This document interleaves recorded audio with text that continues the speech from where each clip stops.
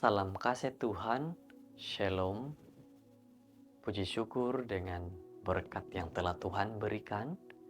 Hari ini lagi kita akan mempelajari satu lagi pelajaran apa yang harus kita lakukan dalam perhubungan kita dengan orang lain, kepada keluarga, kepada saudara-saudara kita yang lain juga, dan sahabat-sahabat kita. Mari kita berdoa terlebih dahulu. Ya Tuhan di surga, kami berdoa pada saat ini. Berkati kami, biar kami mengerti nasihat-Mu dengan baik. Terima kasih penyertaan-Mu di dalam nama Yesus. Amin. Judul firman Tuhan hari ini adalah membalas kejahatan dengan kebaikan. Ayat untuk kita renungkan bersama di dalam Roma 12 ayat 17. Janganlah membalas kejahatan dengan kejahatan, lakukanlah apa yang baik bagi semua orang. Saudara-saudara yang penuh kasih, hukum talion, mata ganti mata, dan gigi ganti gigi, tidak terhad pada zaman Musa. Pada zaman ini juga, banyak negara mengikut prinsip yang sama dalam kanun keseksaan mereka. Apa yang dibuat? MC Bahrim, ialah seorang pelajar elektronik di university di Iran.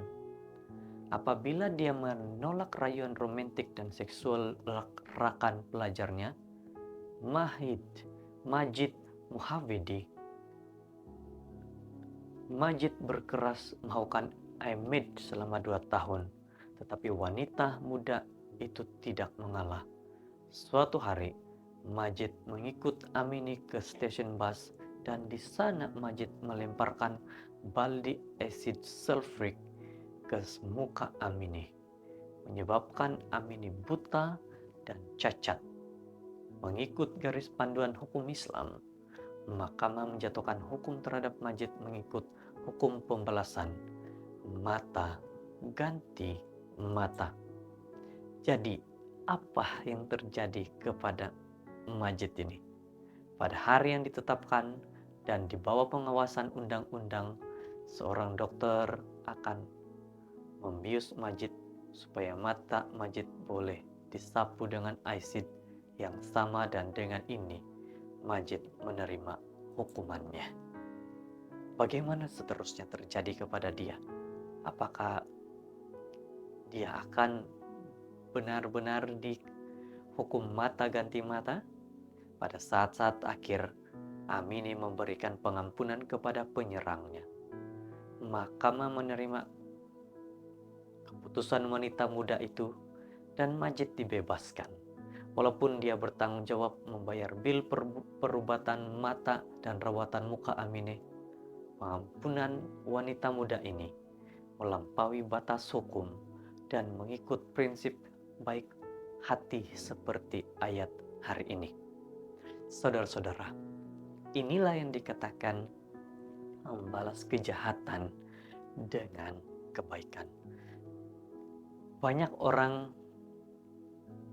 saat ini juga melakukan seperti ini, membalas kejahatan dengan kebaikan. Kenapa semua itu bisa terjadi? Karena mereka ada Yesus dalam hidup mereka. Ada Tuhan yang mereka percaya.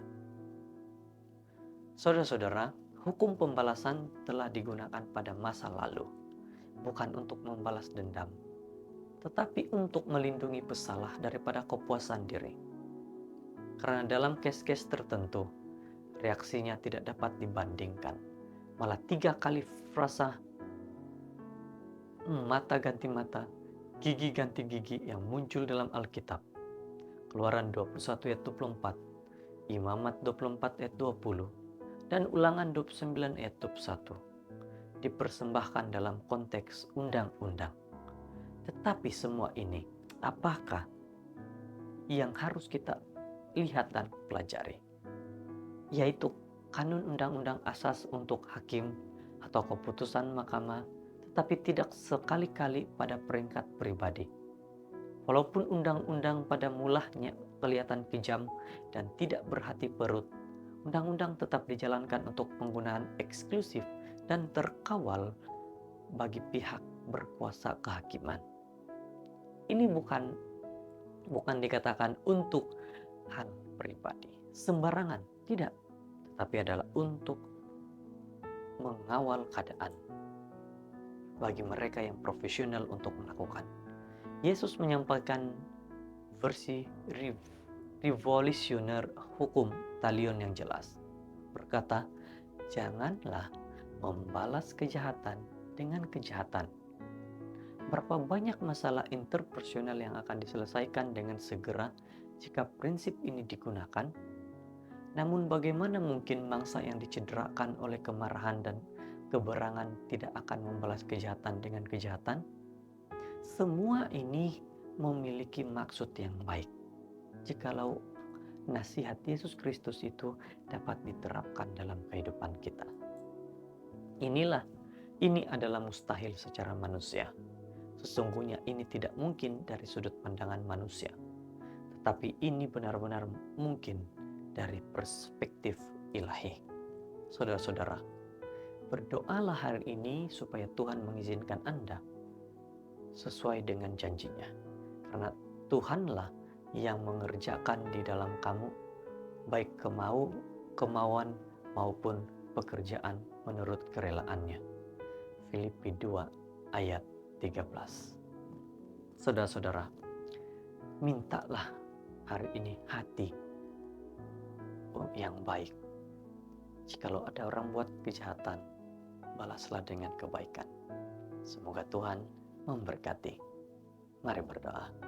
Tuhan yang baik, Tuhan yang penuh kasih, kami bersyukur hari ini kebaikan-Mu mengajar kepada kami membalas kejahatan dengan kebaikan, bukan kejahatan kepada kejahatan.